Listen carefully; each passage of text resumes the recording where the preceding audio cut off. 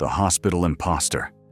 What would you do if you found out your loved one was lying in a coma in a foreign hospital, and a complete stranger was pretending to be their spouse? This is the true story of greed, betrayal, and how karma came knocking at exactly the right moment. It was a rainy Tuesday night in Chicago when St. Michael's Hospital received an emergency call. A severe car accident on Interstate 90, multiple casualties. Among them was a man in his late 40s, unconscious and in critical condition. The ambulance rushed him to the ER, where Dr. Priya Sharma, a skilled trauma physician originally from Mumbai, was on duty. Priya had immigrated to the United States 7 years ago, built her career from scratch, and was now one of the most respected doctors in the emergency department. As Priya examined the unconscious patient, checking his vital signs and reviewing his injuries, something caught her eye. His face. She knew that face. Her hands froze for a moment as recognition struck her like lightning. Rajesh Kapoor. Not just any Rajesh Kapoor. The Rajesh Kapoor, one of the wealthiest real estate moguls back home, a man whose face appeared on magazine covers and business news channels. What were the odds? A man from her homeland, thousands of miles away, now lying unconscious in her Chicago hospital. Priya quickly composed herself and focused on saving his life. The injuries were severe: head trauma, broken ribs, internal bleeding. But he was stable. The surgery went well. However, Rajesh slipped into a coma. The doctor said it could be days, weeks, or even months before he would wake up. That night, after her shift, Priya couldn't stop thinking about Rajesh. And then, an idea crept into her mind. A dark, tempting idea. She picked up her phone and called someone she hadn't spoken to in months. "Kavya, it's Priya. I need to tell you something, and I think we could both benefit from it." Kavya Malhotra was Priya's old friend from back home, though friend was perhaps too generous a word. Kavya was a professional con artist, a woman who had made her entire fortune by targeting wealthy men, manipulating them, and walking away with their money.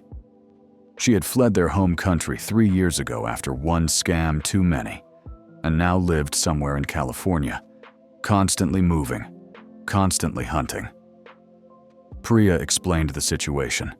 A comatose millionaire, no family present, no identification except his passport. No one in America knew who he was or that he was here. "How long has he been in a coma?"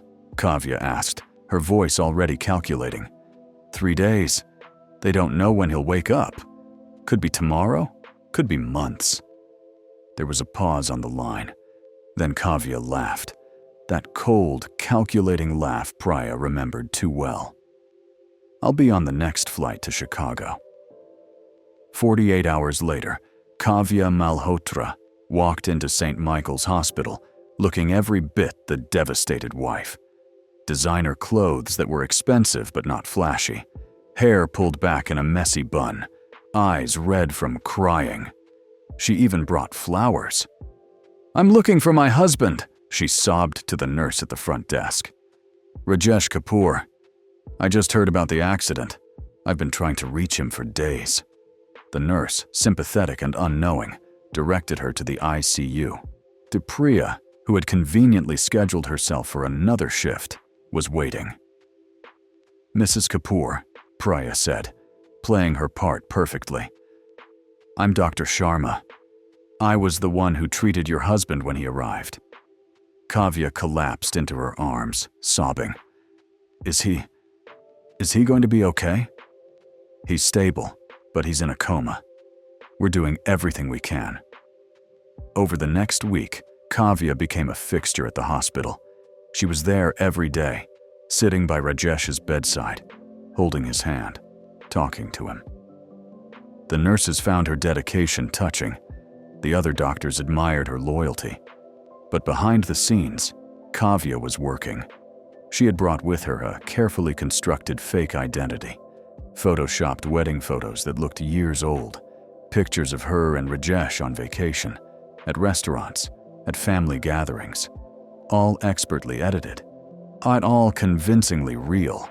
She showed these photos to the hospital staff, to the social workers, to anyone who asked. She talked about their life together, their home, their dreams.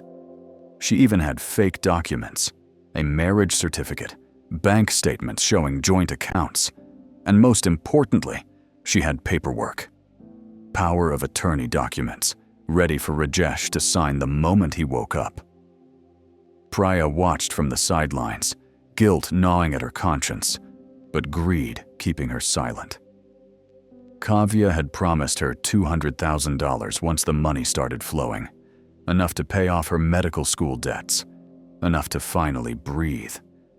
But then something unexpected happened. A local news station was doing a human interest story about the hospital, featuring dedicated family members who never left their loved ones' sides. They interviewed Kavya. "I can't imagine life without him," Kavya said on camera, tears streaming down her face. "Rajesh is my everything. We've been together for 15 years. I just want him to wake up so I can see his eyes again." The segment was touching, emotional. It went viral locally, and then it went international. Within 24 hours, the video had been shared across social media platforms. It reached Europe, it reached India, and it reached his real family. Anjali Kapoor was at home when her sister called her, screaming into the phone. "Anjali, turn on your computer. Now! Rajesh is alive! He's in America!" Anjali's blood ran cold. Her husband had been missing for 2 weeks. He had flown to the United States for a business meeting, and then silence. No calls, no messages. She had filed a missing person report. I contacted the embassy, hired private investigators. And now she was watching a news clip of some woman claiming to be Rajesh's wife, sitting in a Chicago hospital, crying crocodile tears. Anjali didn't waste a second. She contacted the U.S. Embassy, the Chicago Police Department, and booked the first flight out. She brought their marriage certificate, their family photos, real photos spanning 22 years, their children's birth certificates, bank records, everything. She also brought their 2 sons, ages 19 and 17, who were just as desperate to find their father. Anjali Kapoor stormed into St. Michael's Hospital like a force of nature. She had contacted the police beforehand, and 2 officers accompanied her. When she reached Rajesh's room, she found Kavya sitting there, holding his hand. "Who are you?" Anjali demanded in English, her voice shaking with fury. Kavya looked up, her face pale. For the first time, her mask cracked.